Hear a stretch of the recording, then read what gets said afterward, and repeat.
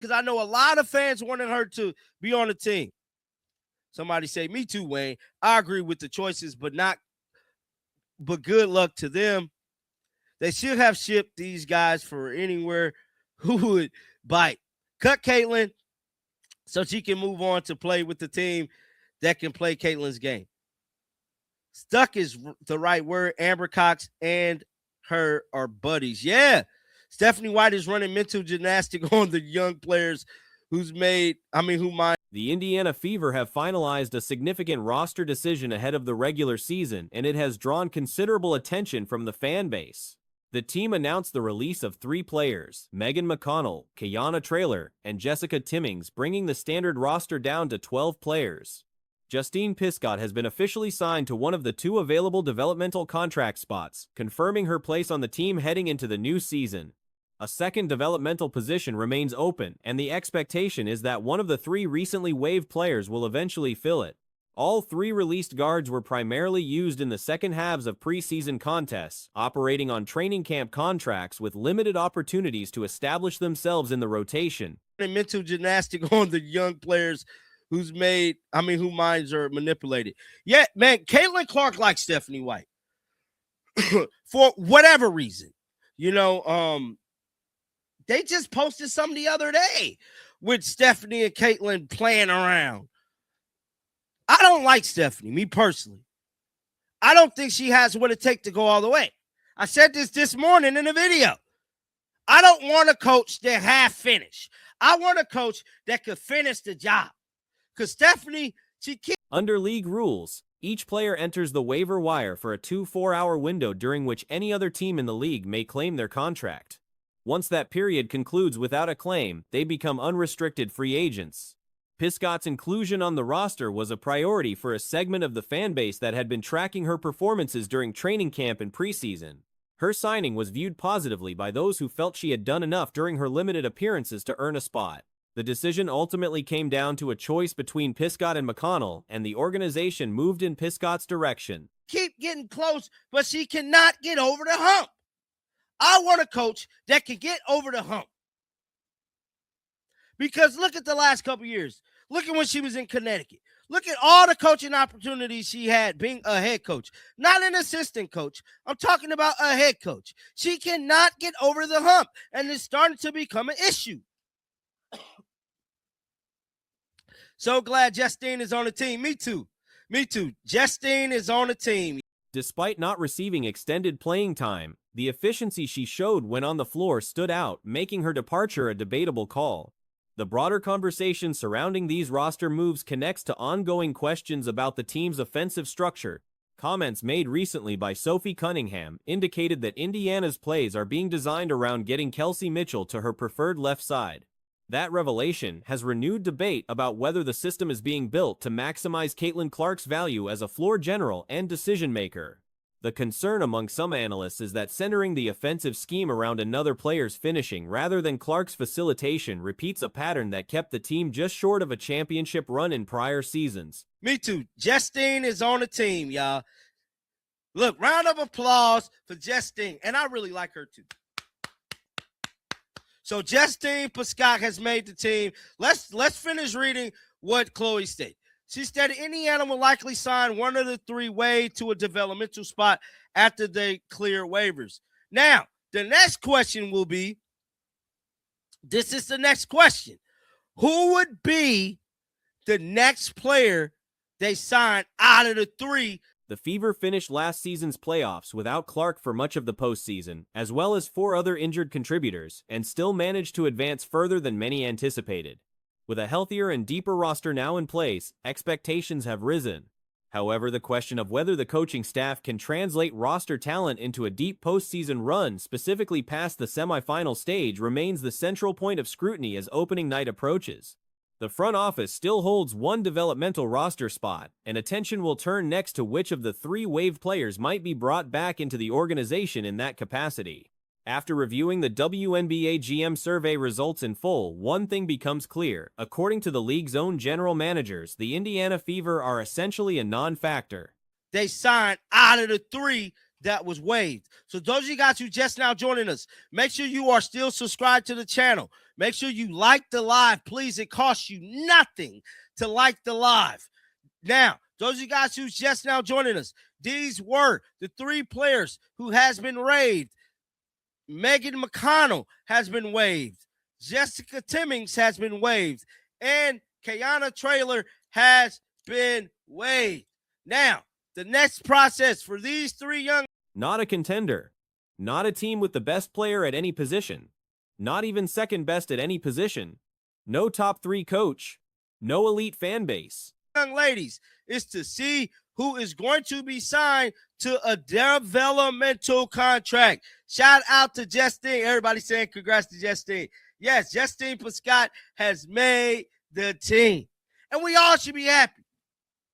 We all should be happy about Justine because she showed up and showed out. Stephanie White reminds me of Bowerman and how he ruined, I'm not even going to, Prefontaine, a generational track run. No best young core. Based purely on what GM submitted, a 6th seed finish for Indiana would qualify as an overachievement.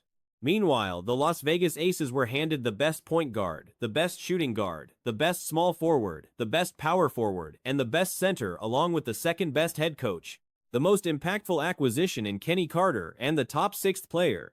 By that math, anything short of a perfect record is technically an underperformance on Las Vegas's part. Beyond the Aces, at least 5 other franchises were collectively ranked above Indiana across the various survey categories. Runner who ran wire to wire and could torch the others. Megan, the next one to be signed. Yeah, I can see Megan being the next one to be signed because a lot of people felt the type of way about Megan McConnell. I think we all could agree on that. A lot of people felt a type of way about her. Caitlin Schroeder can't seem to stick anywhere. I don't know. And what's crazy about Traylor is, Mr. 3-Team Dream, is that she shot. Caitlin Clark's treatment throughout the survey is particularly striking. Not a single category on the GM survey graphic features her name, because no GM ranked her first in anything. More than that, no GM ranked her second in anything either. On the best passer question, Clark received 7% of the vote, while the top vote getter was a player who has never averaged more than 6 assists per game in a season, but earned the distinction primarily for flashy spin moves. That is the standard being applied. Team Dream is that she shot very, very well from 3. I mean, she shot very, very well from 3. I mean, she did everything. Like, she didn't get very many minutes, but she made the most of the time that she got to play. I just have to be honest, man. I ain't gonna lie to you, dog. She made the most when she got to play. Looking at where Indiana specifically got left off the board, 0 votes to win the finals. Though that is somewhat understandable given that 20% had voted for them the previous year, and the team is considered stronger now. Clark received 1 MVP vote, the same total as 1 other player. She was not named the best young player, not the top franchise cornerstone, and did not stand alone in second place either. For forcing opponent adjustments, Clark and Kelsey Mitchell each received a single vote. No Indiana player was flagged as a likely breakout candidate. They also have the second best coach and the best acquisitions, which was just Kenny Carter, and the best 6th player. So if the Aces don't go 44-0, they've underperformed based on the GMs. And yeah, realistically, the dream, based on the answers that were given, these 5 teams should be better than Fever. These 5 teams should be better than Fever. Heck. The point guard rankings deserve specific attention. Chelsea Gray, who spent the prior season playing small forward and shifted to power forward during the finals, did not make the All-Star team, yet somehow added 23 percentage points to her best point guard vote total. Skylar Diggins-Smith made the All-Star team. Paige Bueckers, who does not play point guard, also made the All-Star team, and yet Clark, who actually runs the position, sits behind both. Heck, you couldn't even put Caitlin Clark on the GM survey graphic because they didn't deem Caitlin Clark the best at anything. Not only that, they didn't deem Caitlin Clark the second best at anything. only 7%, maybe they didn't pass her, only 7% of WNBA GMs said Caitlin Clark is the best passer in the league. And somebody who has never averaged more than 6 assists per game got best passer because she can make. On the best shooting guard question, the leading vote getter is a player who will primarily operate as a point guard this season. No Fever players appear in the best forward category. Aaliyah Boston landed behind Jonquil Jones in the center rankings. Indiana did not feature in best overall offseason moves, which is arguably fair given how the roster construction played out. No Fever player was named most impactful acquisition. She can make 360 spins. But let's look at where Fever were disrespected as a team. Nobody voted for Fever to win the finals. And I'm okay with that. Because if you guys don't know, 20% vote for Fever to win the finals last year. And the Fever are way better this year than last year.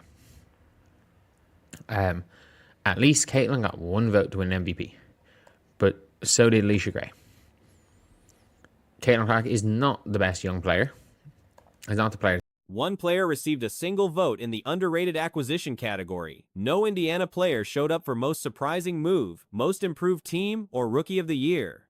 On the Rookie of the Year conversation, Raven Johnson represents a legitimate contender that the survey largely overlooked.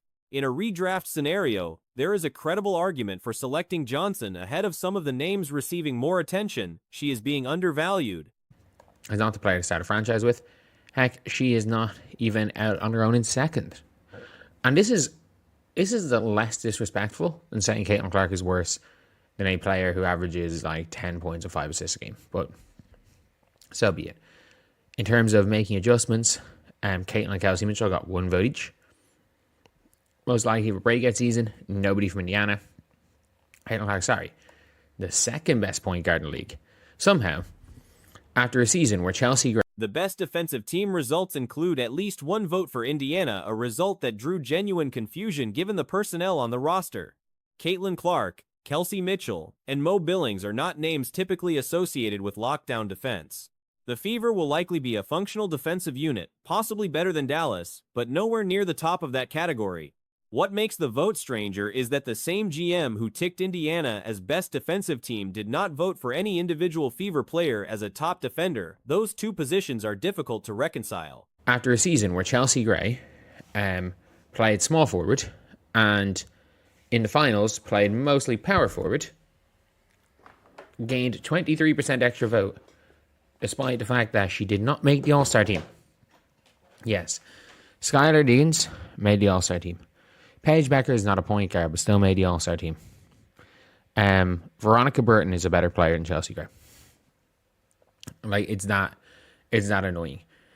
Who's the best shooting guard? Sabrina. Stephanie White received 2 votes for Best Motivator, a figure that is hard to justify after she guided a roster built largely on hardship contracts to within reach of a finals appearance. 1 vote landed her in the Best Offensive System category, which may become more defensible as the season develops. For reference, Carlos Moser received votes for Offensive System the previous year before his team had played a single game. The most fun team to watch rankings exclude Indiana. Best Home Court Advantage excludes Indiana. Who's the best shooting guard? Sabrina Ionescu, who is playing point guard this year. So be it. But who is the best forward? No Fever players, duh. Best center, Aaliyah behind Jonquil. Best overall moves, the Indiana Fever, not on the list. And you know what? Fair. No Fever player will make the biggest impact. Did they have, at least they have 1. The young core category places Indiana 4th, despite the fact that Aaliyah Boston and Caitlin Clark occupy 2 of those roster spots. The argument that any collection of young players in the league outranks that pairing is a stretch. On athleticism, Kelsey Mitchell and Cameron Brink are receiving comparable vote totals, which at minimum acknowledges Mitchell's standing. Clark sits at 7% for best passer.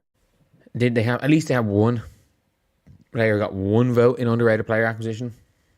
No surprising moves, no most improved.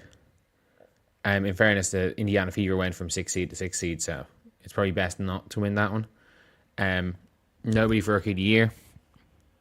And by the way, unpopular opinion, Raven Johnson has as good a chance as Easy Flood of winning Rookie of the Year. And in a redraft, I would draft Raven Johnson over Easyfoot. Neither Clark nor Boston received votes for basketball IQ, which is a difficult result to defend on any objective basis.